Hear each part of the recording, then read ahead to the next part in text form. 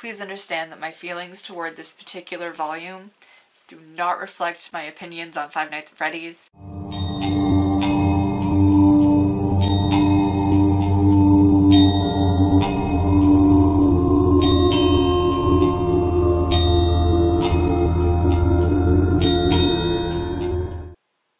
Hi, I'm just me, and today I am here with a book review. With this book review. Anyway, a while ago I asked if people wanted a book review of the Fazbear Frights series, and no one said anything. I took that to mean I can do whatever the hell I want, and I've decided I feel like reviewing these.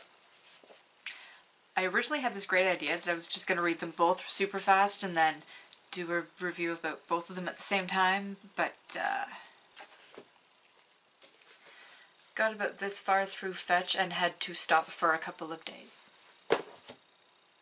So I'm just going to review the first one, and then I'll review this one and the one after in other videos. Comment below and like the video if you want more book reviews, if you like FNAF. Definitely like if you like FNAF. You gotta do it. You know you got to. Okay. So I guess we'll just get into this. This is Into the Pit. It is the first volume of the Fazbear Frights series. Into the Pit contains 3 stories, the first of which is called Into the Pit.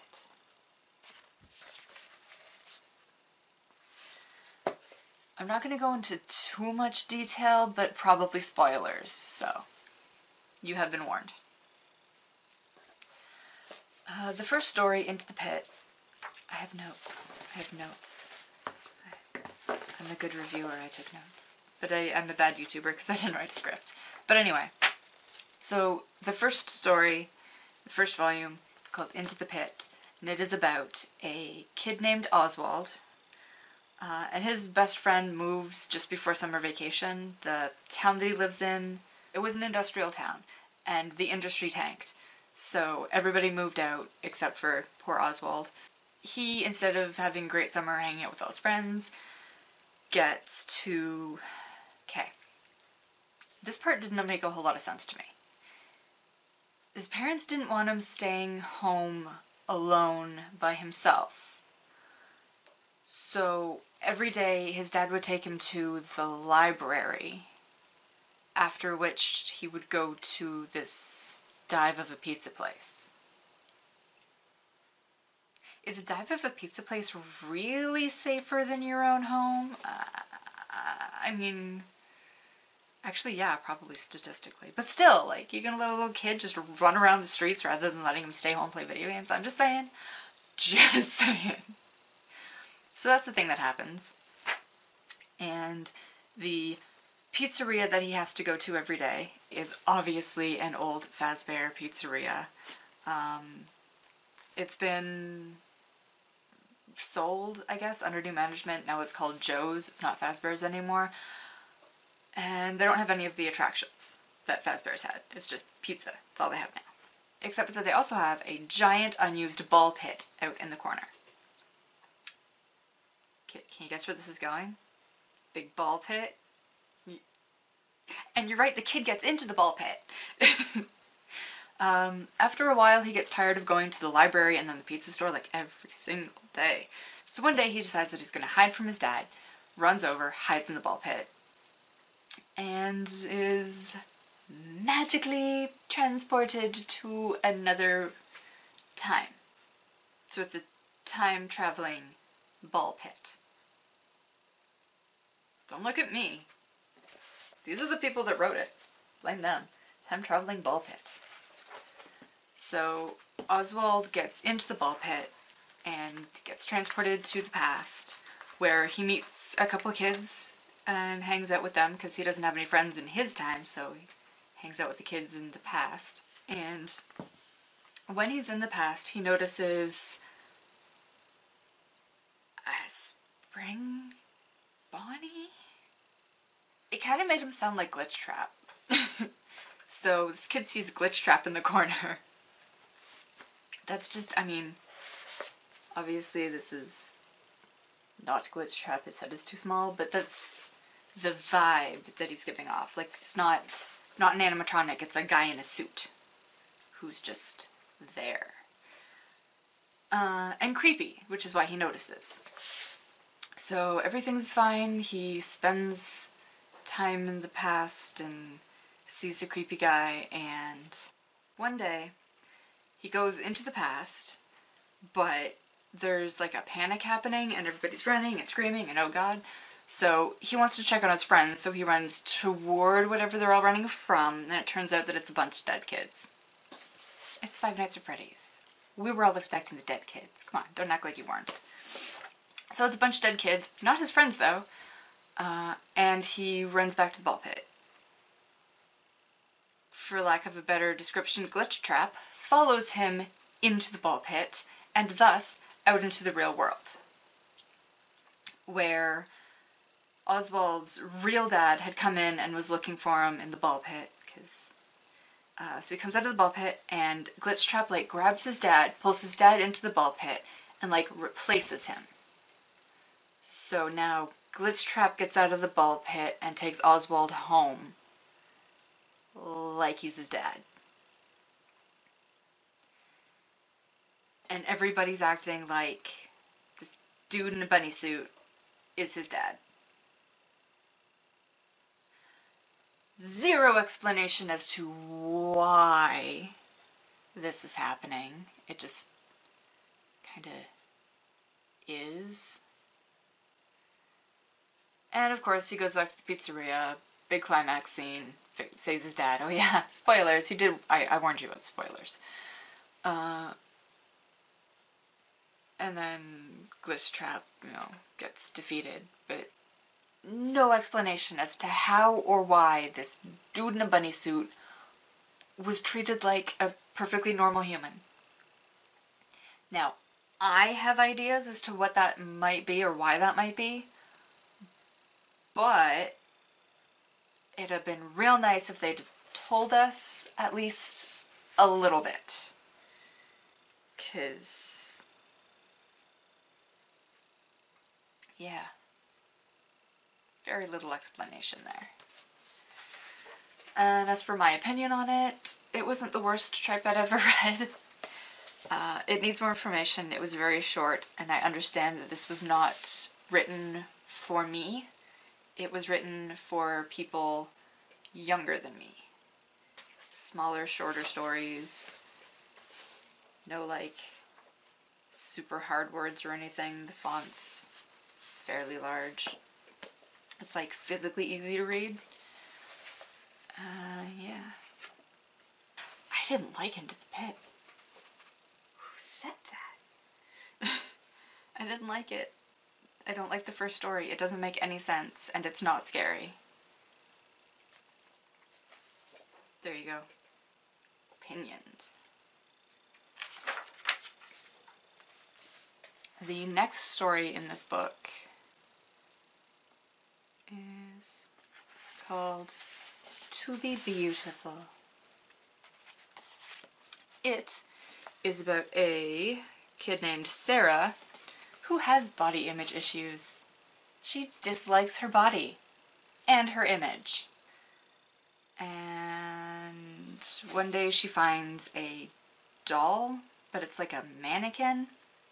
And it's described like if Ballora and Baby were the same animatronic. Not like an Ennard situation, but just like Ballora's kind of body structure and Baby's like coloring.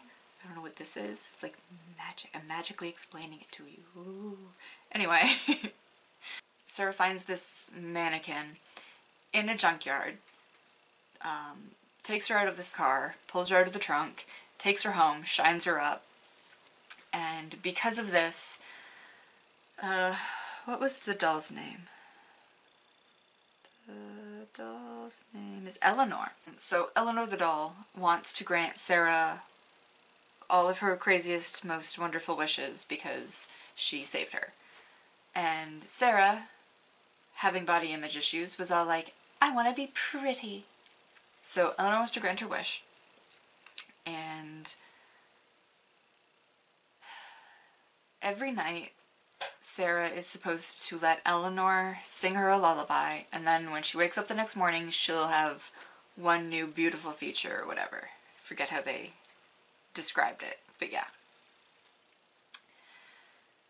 So Eleanor makes her this special necklace that she's never allowed to take off, and then sings her a bunch of lullabies until eventually Sarah is a literally completely different person. They replace her arms and then her legs and then blah blah blah blah blah and then her face, so she's a different person. Goes to school, is popular and the boys like her and everything's great, and then she slips in the lunchroom, the necklace falls off, and it turns out she's not beautiful.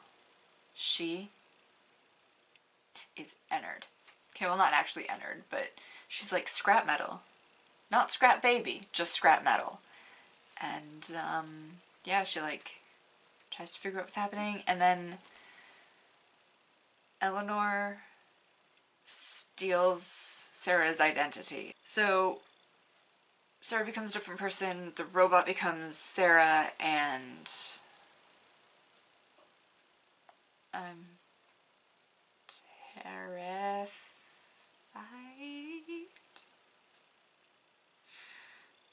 This one I'm not really loving either. Like, I don't relate to having body image issues, so I can't really jive with Sarah wanting to replace her entirety. Yeah. I don't know what to tell you. And as for being replaced by a robot, also not so scary for me. First of all, why would a robot want to be me? Like, seriously. But I'm not frightened by androids. Yeah. I'm not scared of androids. I think that's the problem. Because Eleanor is too human to spook me. I hate humans, but they don't give me nightmares like animatronics do. Yeah, the story was really tame. Again, it was written for people younger than me. That's it. That's really all I can say about To Be Beautiful. Kid with issues gets replaced by robot. Ow, my shoulder. The next story in this book, Count the Ways. I do kind of relate to this one, because it's about a little emo goth girl. So it's about a girl named Millie, who parents decided to work at another country, so she's staying with her grandfather for like a year. She spends most of the book being a really obnoxious brat. Like, she's a vegetarian, so her grandfather has to go and find special recipes for her to eat so that she will eat, and she's like so not appreciative. And she's obviously into like poetry, Edgar Allan Poe, blah blah blah. Meets a boy at school who also is into poetry and Edgar Allan Poe and blah blah blah. They become friends. They hang out, they become friends. Turns out he has a girlfriend. And it, of course, ruins this poor girl's life. Poor, what's her name? Millie. Oh. So Millie gets upset and decides that she's not going to celebrate Christmas this year. So when her family comes for Christmas, she runs off like a little bitch. And she decides to hide in her grandfather's workshop, where there just happens to be a giant animatronic with a big old empty inside, just begging her to crawl inside like a loser. And of course she does. because she hears her grandfather calling or whatever and she doesn't want to deal with it yet. So she crawls in the bear, who then proceeds to lock her in and discuss her imminent demise. So he's like, this animatronic bear is talking about all these ways that she could die, like he could impale her, or she could starve to death, or like freeze to death, etc., etc. And the ending is ambiguous. We never find out what happened. All we know is that her family had a wonderful Christmas. Ooh. This one kind of spooked me, I gotta tell you. Just the ending. But it didn't feel like there was a lack of information. Like, Into the Pit felt like there was a lack of information. Count the Ways feels like they didn't need to say anything more. It was done. It's a good way to end it. Or a lazy way to end it, depending on which mindset you have. Overall, I don't need to read this again.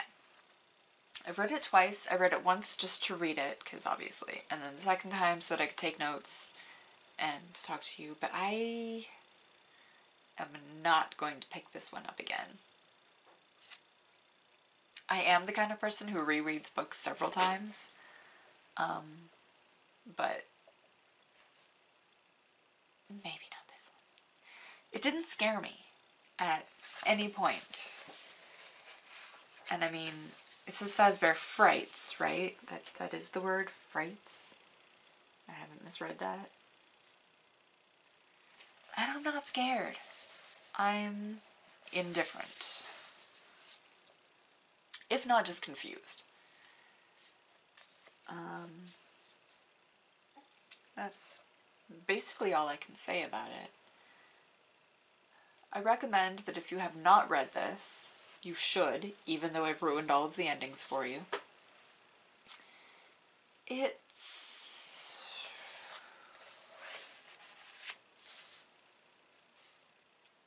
nice to feel. It's like raised, so like the letters are raised and his face is raised up and like feel his nose. And that's the nicest thing I can say about this book. And I'm gonna get so much hate in the comments. Please understand that my feelings toward this particular volume do not reflect my opinions on Five Nights at Freddy's. I love FNAF. The FNAFing, like, so don't come for me in the comments just because I don't like this book. Please. But please do comment below if you do like this book. Why do you like this book? If you don't like this book, why do you not like this book? Mine is that I don't relate to the stories and they didn't frighten me. Personally.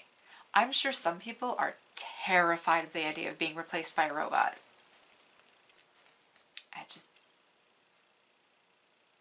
Not me.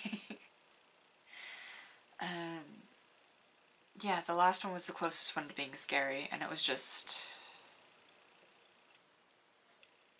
because the character was kind of a brat, it was more like annoying than scary. Almost rooting for her to get, like, murdered. Probably not the intention of the author, but I'm sorry, that's how I feel. So... oh! I was about to say like this if you like this and start doing my outro, but I forgot something very important.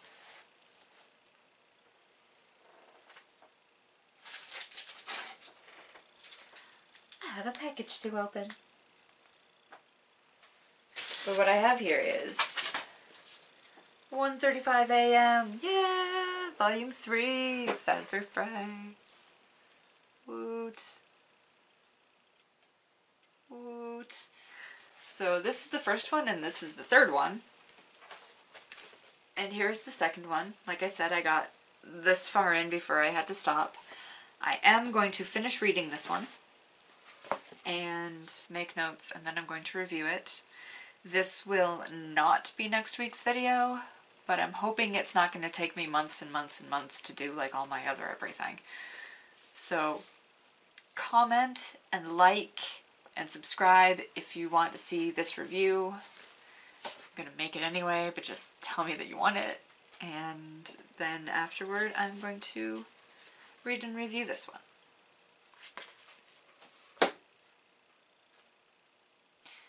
Like I said, like this if you like this, comment, subscribe for new videos once a week. Follow me on Twitter. I always tweet when I've uploaded, so you'll always know when I'm here.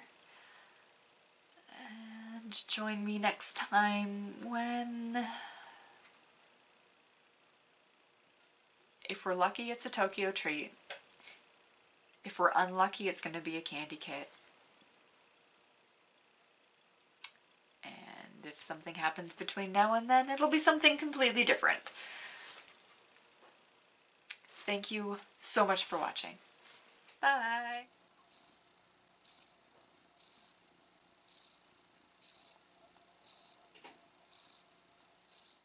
And I guess I'll just get into this. That's going to be really annoying when I edit it.